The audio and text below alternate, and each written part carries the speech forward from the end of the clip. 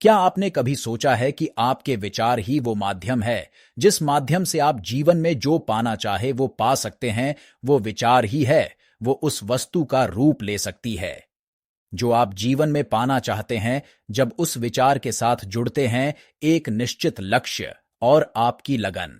लेकिन किसी भी चीज की शुरुआत विचार से ही होती है।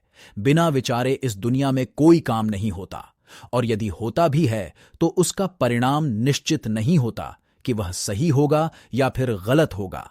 आप जब भी किसी काम का शुरुआत करते हैं तो आप विचारते हैं कि इस काम को किस योजना के साथ किया जाना चाहिए। अब जितना अच्छा आपका विचार होगा उतने ही अच्छे तरीके से आप उस काम को कर पाएंगे। इस दुनिया में हर चीज के जन्म की शुरुआत हुई थी एक विचार से। आज आप जितने भी महान और सफल लोगों को देखते हैं, उन्होंने सबसे पहले उस चीज के बारे में विचार किया था। इसलिए विचार की शक्ति के बारे में थोड़ा सोचकर देखिए, उसे पहचानिए, अपने अंदर उसे जगह दीजिए कि आपके विचार ही आपके लिए आपकी वस्तु बनेंगे। आपके विचार जितने अच्छे बनेंगे, ये दुनिया आपके लिए उतनी ही ज्यादा अच्छी बनेगी।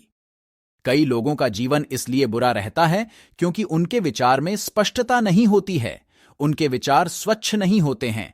उनके विचारों में ईर्ष्या, जलन, भय, क्रोध, इस प्रकार की चीजें होती हैं जो वो दूसरे के लिए रखने के लिए कोशिश करते हैं, लेकिन वो खुद को ही खत्म कर लेते हैं। जब तक हम अपने विचारों को मजबूत नहीं बनाएंगे, हम खुद मजबूत नहीं हो सकते। एक बार एक छोटी सी लड़की अपने अंकल से पैसे मांगने के लिए गई। उसके अंकल गेहूं की कटाई का काम कर रहे थे। लड़की ने कहा कि अंकल, मेरी मां ने आपसे 500 रुपये लाने के लिए कहे हैं। अंकल ने कहा कि अभी मैं काम कर रहा हूं, इसलिए अभी तुम यहां से चले जाओ।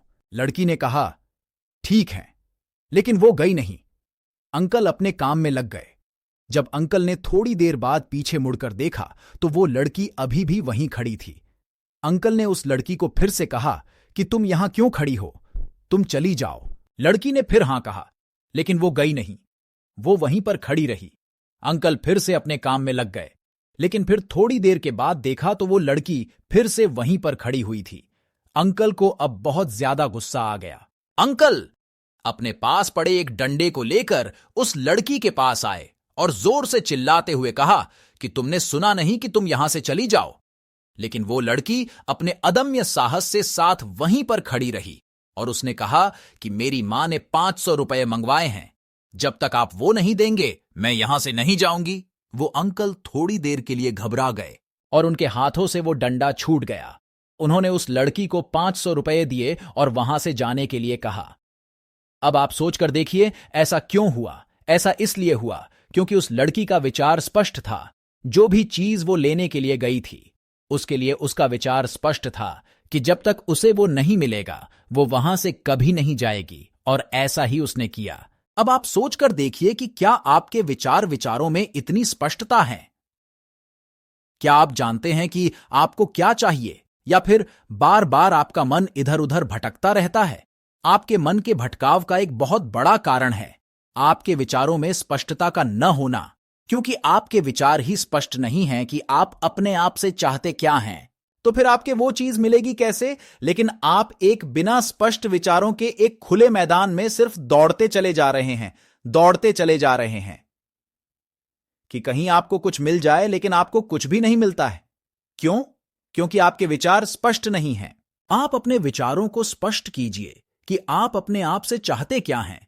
क्लियर कीजिए, अपने आप को बताइए कि आपको सिर्फ यही चाहिए, और आपका पूरा ध्यान फिर वहीं पर होना चाहिए, ठीक उस लड़की की तरह जिसे पता था कि उसे क्या चाहिए।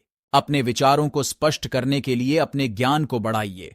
आपका ज्ञान जितना संकुचित होगा, आपके विचार उतने ही उथल्ले होंगे, उतने ही अस्पष्ट होंगे, और उसे के कारण आप दूर तक की सोच नहीं रख पाएंगे, दूर तक का देख नहीं पाएंगे। इसलिए इस बात को समझिए और अपने विचारों को मजबूत बनाइए और अपने जिंदगी को बदल डालिए।